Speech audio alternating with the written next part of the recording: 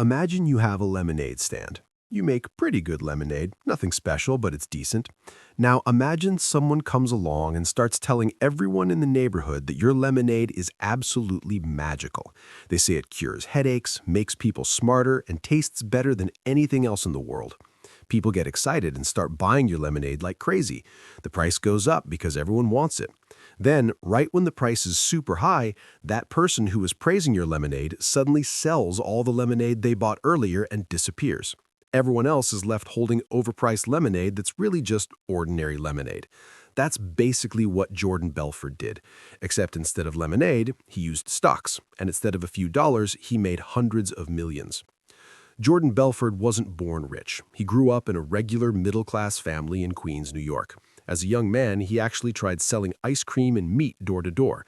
These weren't glamorous jobs, but they taught him something incredibly valuable: how to sell things to people. He learned how to talk to strangers, how to convince them they needed something, and how to close a deal. These skills would later become the foundation of his entire operation. After a few failed business attempts, Belfort eventually found his way to Wall Street in the late 1980s. He started learning about stocks, about trading, and most importantly, about how much money could be made in the financial world. Here's where things get interesting. Belfort didn't go after big, established companies like Apple or Microsoft. He focused on something called penny stocks.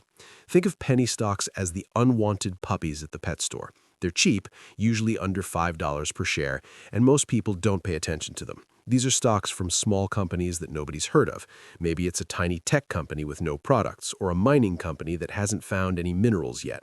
The important thing is that these stocks are cheap and barely anyone is watching them.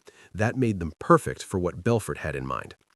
In 1989, Belfort started his own firm called Stratton Oakmont. The name sounds fancy and trustworthy, doesn't it? That was entirely the point. The office looked legitimate. They had computers, phones ringing constantly, and salespeople in suits. But what happened inside those walls was far from legitimate. Belfort hired hundreds of aggressive salespeople and trained them in something called the boiler room technique. Picture a room full of people on phones all day long, calling strangers and trying to sell them stocks. The energy was intense, the pressure was high, and the goal was simple: sell, sell, sell, no matter what. The basic scam worked like this. First, Stratton Oakmont would find a small, worthless company with cheap stock. Let's say the stock was selling for 50 cents per share. Belfort and his team would secretly buy huge amounts of this stock while it was still cheap. They'd buy millions of shares. Then came the fun part, at least for them. The salespeople at Stratton Oakmont would start calling potential investors all across America. These weren't just casual calls. The brokers were trained to be incredibly persuasive, to tell people that this little-known stock was about to explode in value.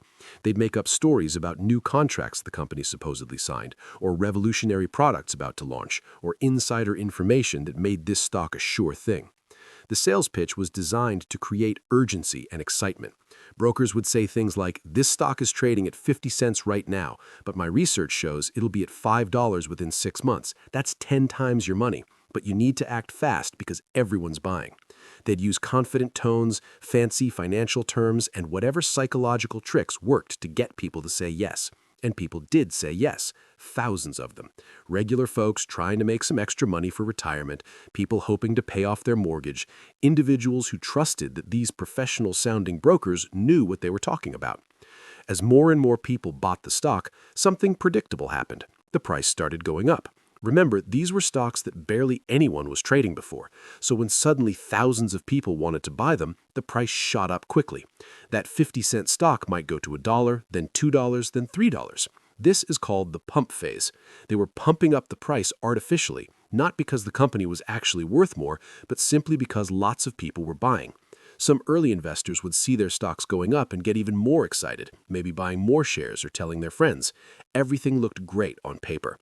But here's the cruel twist. While all these regular investors were buying the stock and watching the price climb, Belfort and his crew were preparing for the dump phase.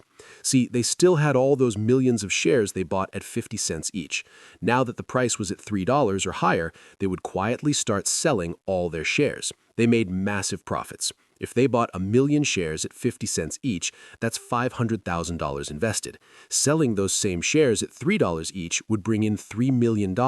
That's a profit of $2.5 million from just one stock. And Stratton Oakmont was doing this with multiple stocks multiple times per year. After Belfort and his crew sold all their shares, there was nobody left to keep buying. The price would crash back down, often lower than where it started.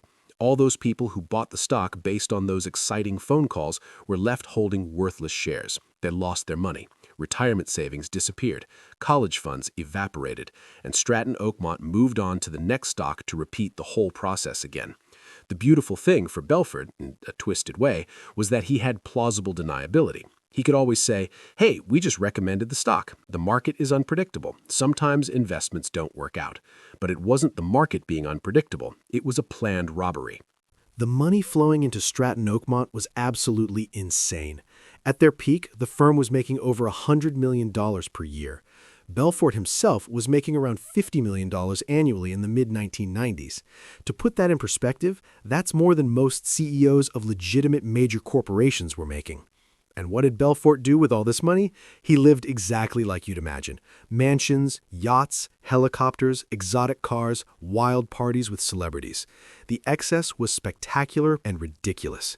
There are stories of him spending tens of thousands of dollars in single nights at restaurants, hiring marching bands for office parties, and once allegedly sinking a yacht because he insisted on sailing during a storm while intoxicated. But the lifestyle wasn't sustainable, and neither was the scam. The problem with doing something illegal is that someone eventually notices. The Securities and Exchange Commission, which is basically the police force for the stock market, started getting complaints. Investors who lost money started asking questions. Other brokers in the industry knew something fishy was happening at Stratton Oakmont. The FBI got involved. They started investigating, wiretapping phones, interviewing former employees who'd left the firm. The walls were closing in, but Belfort kept going. The money was too good, and perhaps he believed he was untouchable. By the mid-1990s, the evidence was overwhelming. Belfort had defrauded investors out of approximately $200 million. In 1999, he finally pleaded guilty to securities fraud and money laundering. The judge sentenced him to 4 years in prison, though he only served 22 months. He was also ordered to pay back over $100 million to his victims. After getting out of prison, Belfort did something unexpected. He wrote a memoir about his crimes, which later became the hit movie starring Leonardo DiCaprio. He now travels around giving motivational speeches, which some people find inspiring and others find deeply offensive given what he did. The Wolf of Wall Street story matters for several reasons. It shows how easily people can be manipulated when money is involved. It demonstrates that fancy offices and confident voices don't mean someone is trustworthy. It reminds everyone that if an investment sounds too good to be true, it absolutely is. Most importantly, it changed how financial markets are regulated. After Belfort's case, the SEC implemented stricter rules about penny stocks and how they can be marketed. Laws were strengthened to protect small investors from this type of fraud. The sad reality is that pump-and-dump schemes still happen today, just in different forms. Social media has made it easier than ever for scammers to spread hype about worthless investments. The principles remain the same. Buy cheap, create artificial excitement, sell high, leave others holding the bag. The best defense is education. Understanding how these scams work makes people less likely to fall for them. That's the real lesson from Jordan Belfort. Not how to get rich quick, but how greed and deception eventually collapse under their own weight.